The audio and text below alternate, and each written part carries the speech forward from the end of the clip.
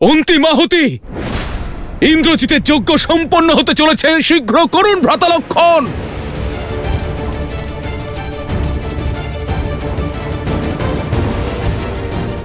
বিভীষণ মশাই, আজ যজ্ঞ ভঙ্গ হবেই। হনুমান, মনে রেখো দাদা কি বলেছিলেন। দেবীর গরিমা এবং আমাদের মর্যাদা লঙ্ঘন না করে এই যজ্ঞ ভঙ্গ করতে হবে। ভ্রাতা লক্ষণ, আমার মনে আছে।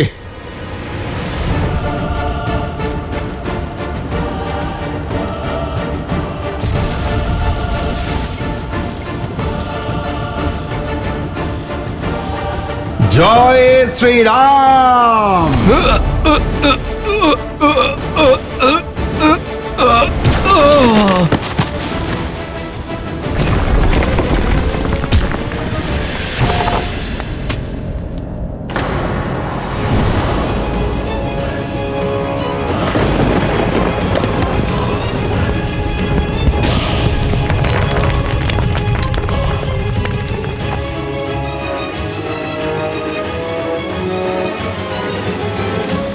আরো এক অশুভ সংকেত। যুদ্ধ থামান লঙ্কেশ।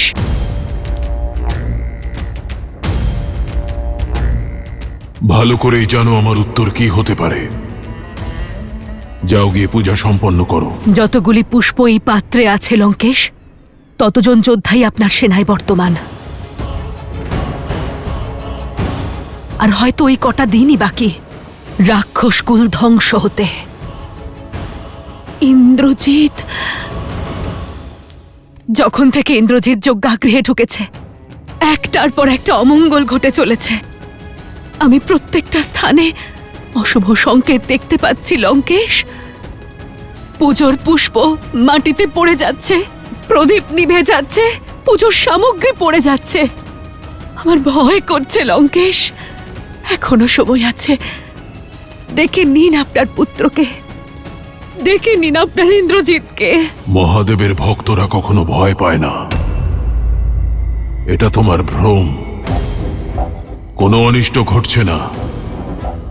আর প্রদীপ যদি নিভেও থাকে, তাহলে লঙ্কায় প্রদীপের অভাব নেই, আর না অভাব আছে ঘৃতের। শীঘ্রই শুভ সংবাদের আলোক শিখায় সম্পূর্ণ লঙ্কা প্রজ্বলিত হবে। আর শুভ সংবাদ বয়ে এনে আমার ইন্দ্রজিৎ সব অশুভ সংকেতকে চিরতরে নষ্ট করে দেবে। রামের বিনাশ সন্নিকটে। হর হর মহাদেব। একজন মায়ের পূর্বাভাস আপনার এই কল্পনার থেকে অনেক বেশি শক্তিশালী লঙ্কেশ।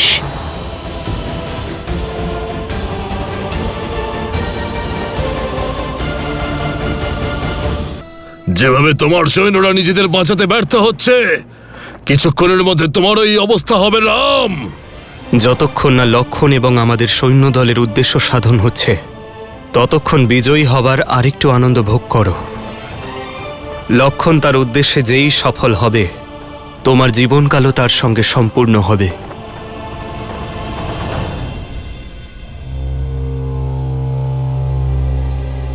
কত মূর্খ তোমরা! যতই চেষ্টা করো, এই যজ্ঞ ততক্ষণ ভঙ্গ হবে না যতক্ষণ না স্বয়ং যুবরাজ এই যজ্ঞ ছেড়ে উঠছেন।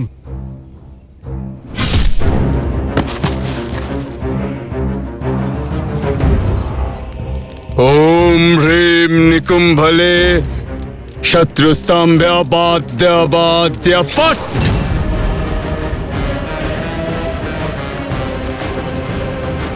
কথাটা সত্যি ভ্রাতালক্ষণ।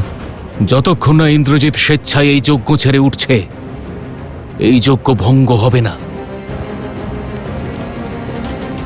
না বিভীষণ মশাই, এই যজ্ঞ ততক্ষণ পূর্ণ হবে না যতক্ষণ মা নিকুম্ভিলা প্রসন্ন না হচ্ছেন। আর যা এই ইন্দ্রজিৎ মাতা সীতার সঙ্গে করেছে, তারপর মা না তাকে দর্শন দেবেন না বর। না, আপনি আমার থেকে বিমুখ হতে পারেন না দেবী। আমি আপনার পরম ভক্ত। আমি আমার রক্তের আহুতি দিয়ে এই পূজা সম্পন্ন করেছি। আমায় ওই অজেয় রথ প্রদান করুন মাতা।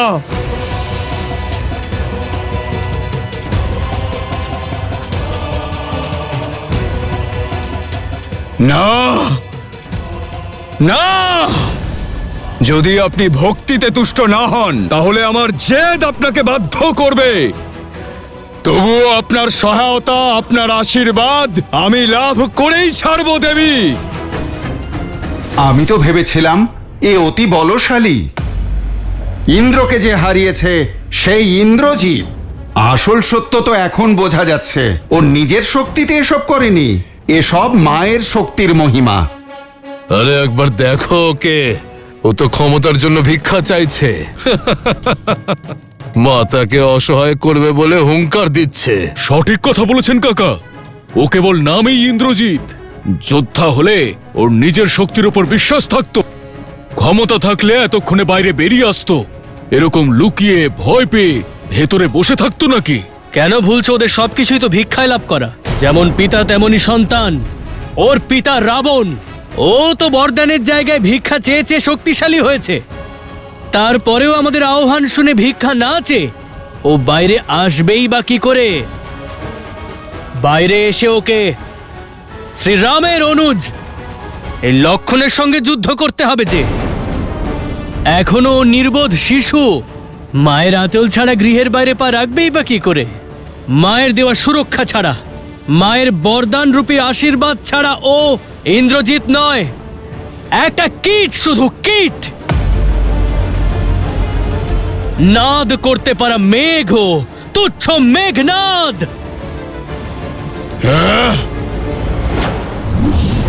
এবার এই যজ্ঞ, এই অগ্নিকুণ্ডে তোমাদের সকলের আহুতি দেওয়ার পরেই পূর্ণ হবে। তৈরি হয় নাও আমার প্রকোপ সহ্য করার জন্যে।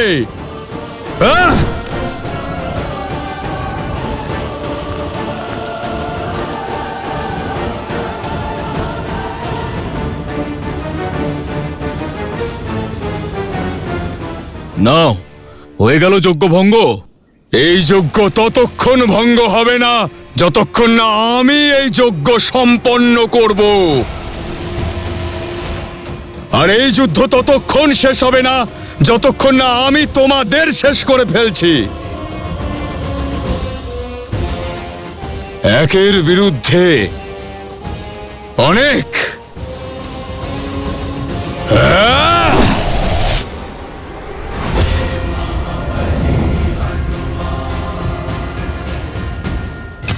মেঘনাদ, তুমি নিজে বেছে নাও কার হাতে তুমি মৃত্যুবরণ করবে। মরবে তো তোমরা সবাই আমারই হাতে।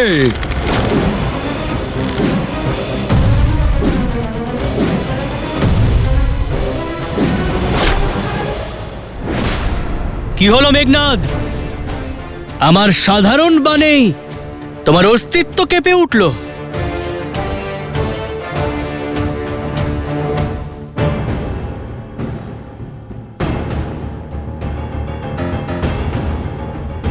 ভ্রাতা লক্ষণ, বটবৃক্ষ,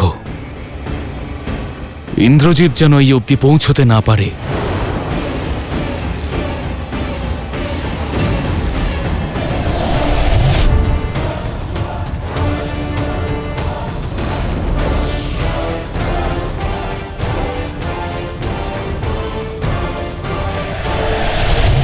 যখন মায়াকে অপব্যবহার করা হয় তখন সেও সঙ্গ ছেড়ে যায়। যদি এই অস্ত্রের ব্যবহার অধর্মের জন্য হয় তাহলে তা তোমার মৃত্যুর কারণ হবে। মায়া সঙ্গে থাকুক বা না থাকুক, ইন্দ্রজিৎকে কেউ থামাতে পারবে না। ইন্দ্রজিৎ, তোমাকে ব্রহ্মদেবের দেওয়া বর সম্পর্কে ওনারা জানেন যে ইন্দ্রদেবকে মুক্ত করার পরিবর্তে ব্রহ্মদেব তোমাকে এই বটবৃক্ষের তলায় অমরত্বের বরদান করেছেন। তাই যে কোনো মূল্যে ওরা এই অবধি তোমাকে পৌঁছতে দেবে না। ধিক্কার জানাই আপনাকে কাকা, ধিক্কার আপনাকে। আজ আপনি বিশ্বাসঘাতকতার সব সীমা লঙ্ঘন করেছেন। শত্রুকে আমার সকল রহস্য জানিয়ে দিয়েছেন। বিশ্বাস হচ্ছে না আমার যে আমাদের দুজনের শিরায় একই রক্ত বইছে। কিন্তু আজ এই রাক্ষসদের সাহসী রক্ত আপনার এই বিশ্বাসঘাতকতার প্রতিশোধ নেবে। ইন্দ্রজিৎ, বংশের রক্তকে তো তুমি আগেই পাপ আর অধর্ম দ্বারা কলঙ্কিত করেছ। সেই রক্ত এখন প্রবাহিত হচ্ছে তোমার দেহে। সাবধান!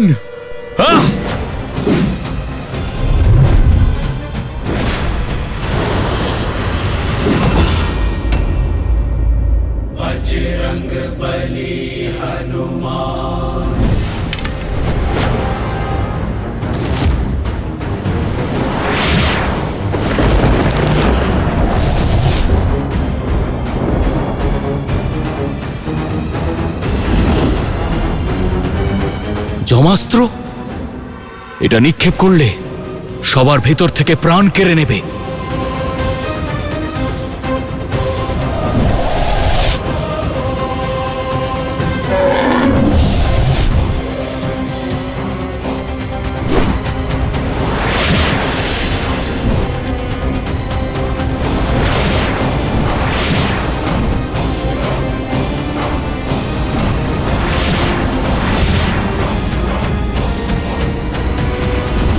মৃত্যুঞ্জয় অস্ত্র।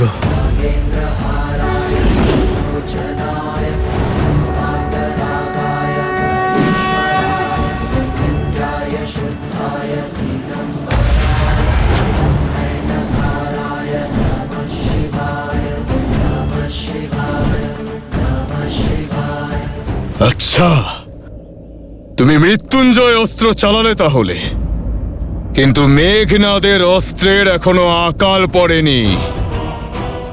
এখনো অনেক অস্ত্র আছে আমার কাছে। মায়াবী সীতার বিনাশে তোমাদের রাম তো মৃতবৎ হয়ে গিয়েছিল।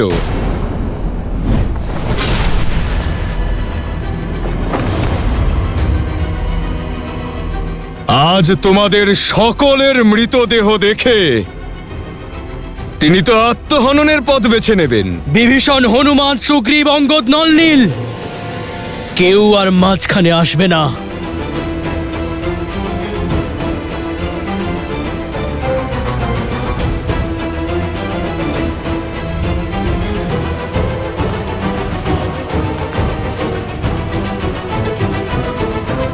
যে আঘাত তুমি আমার দাদা শ্রী রামকে দিয়েছ, তার উত্তর তাঁর এই অনুজ আজ তোমায় দিয়েই ছাড়বে।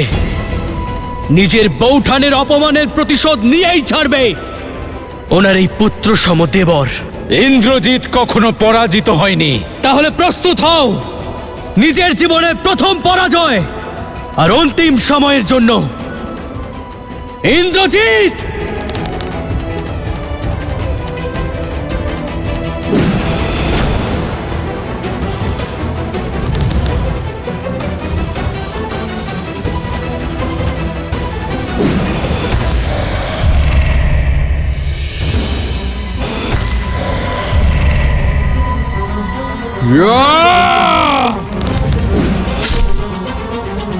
ভ্রাতা লক্ষণ, আমাদের সাহায্য করতে দিন। ভ্রাতা লক্ষণ, এই দুষ্টকে আটকানোর অনুমতি দিন আমাকে। না, আজ এটা অন্তিম যুদ্ধ হবে, হয় ইন্দ্রজিতের নয় এই লক্ষণের। যদি এই যুদ্ধ আজ আমি একা না জিতি, তাহলে না আমি আমার গুরু বিশ্বামিত্র বশিষ্ঠের শিষ্য হবার যোগ্য থাকব, না এই যুদ্ধে লড়াই করার, আর না আমার দাদা শ্রীরামের অনুজ হওয়ার যোগ্য থাকব।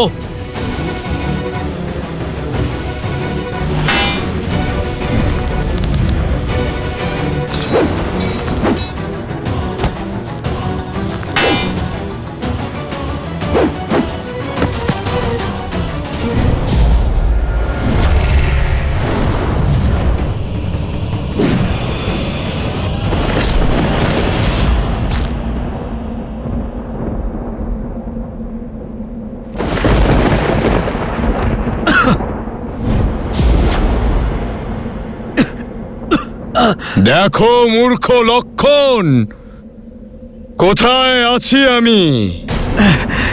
এই বটবৃক্ষের নিচে অমর আমি।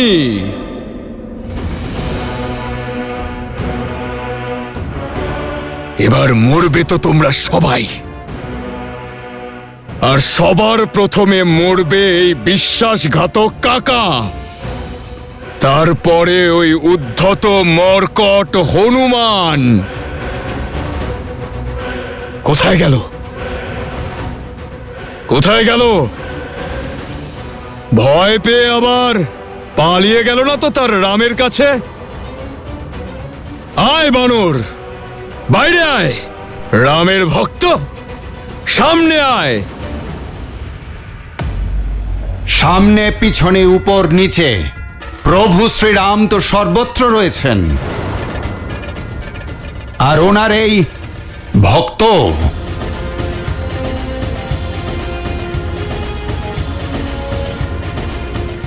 সত্য বলেছ তুমি। এই বটবৃক্ষের নিচে তুমি অমর, কিন্তু এই বরদান এই বটবৃক্ষ প্রাপ্ত করেনি মেঘনাদ।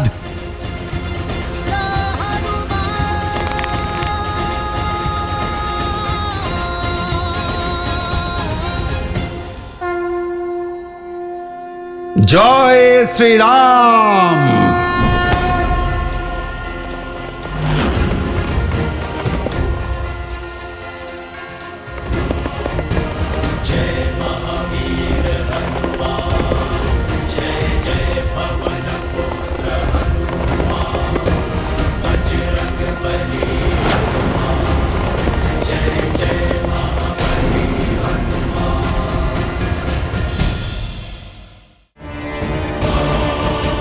রামকে ছাড়া অন্য কোনো যোদ্ধাকে দেখা যাচ্ছে না কেন?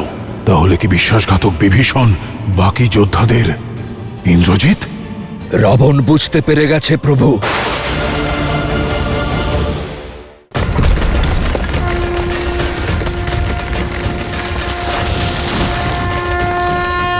জয় শ্রীরাম।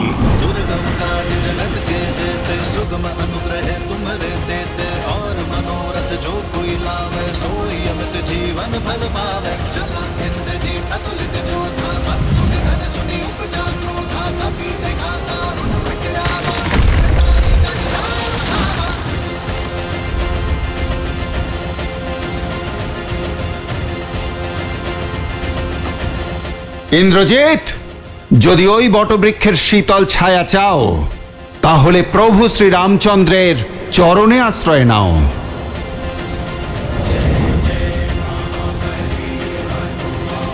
বটবৃক্ষ অর্থাৎ ইন্দ্রজিতের বিনাশ হতে চলেছে। এবার তোমার সময়ও সম্পূর্ণ হয়েছে মকরাক্ষ। এবার মকরাক্ষ দেখতে পাবে শ্রীরামের বাস্তবিক স্বরূপ। সাবধান মকরাক্ষ।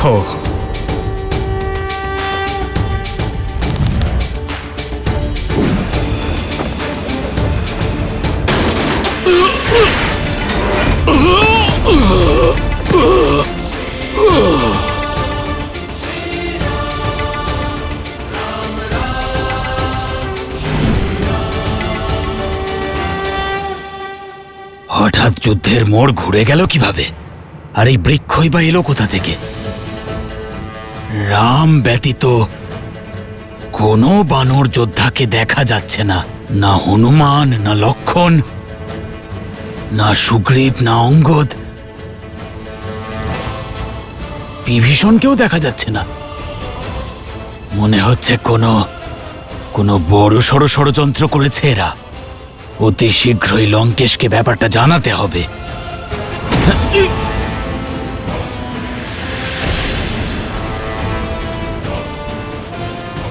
আজ কেউ ইন্দ্রজিৎকে সাহায্য করতে পারবে না।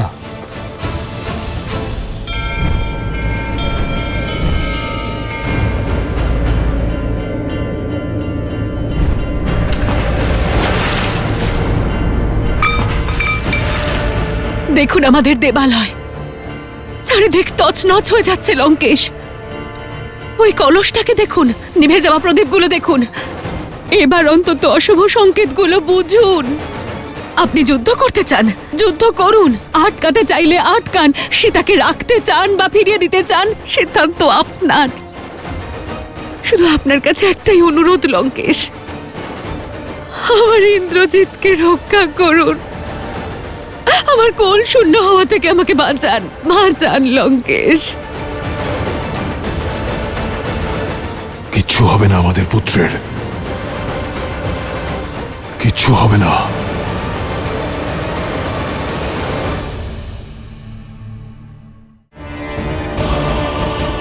রামকে ছাড়া অন্য কোনো যোদ্ধাকে দেখা যাচ্ছে না কেন? তাহলে কি বিশ্বাসঘাতক বিভীষণ বাকি যোদ্ধাদের ইন্দ্রজিৎ? রাবণ বুঝতে পেরে গেছে প্রভু।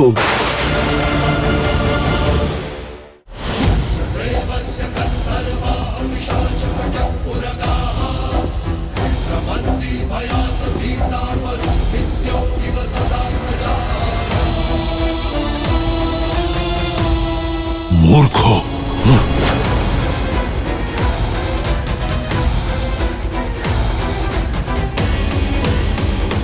আর সময় অপচয় করতে পারবো না আমি। সূর্যাস্তের পূর্বেই এই সূর্যবংশীকে শেষ করে দেবো আমি। স্বয়ং রুদ্রের দেওয়া রুদ্রাস্ত্র দিয়ে তোমাকে বধ করব আমি।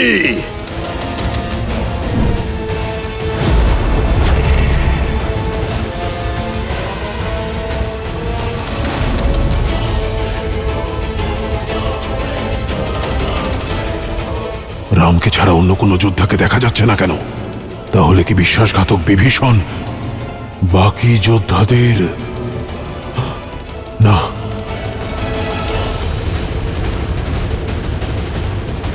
ইন্দ্রজিৎ?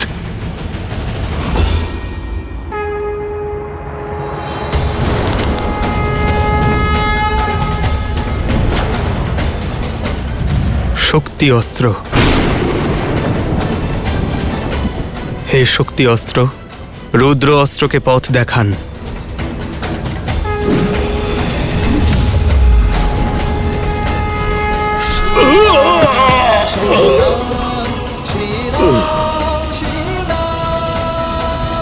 রাবণ বুঝতে পেরে গেছে প্রভু।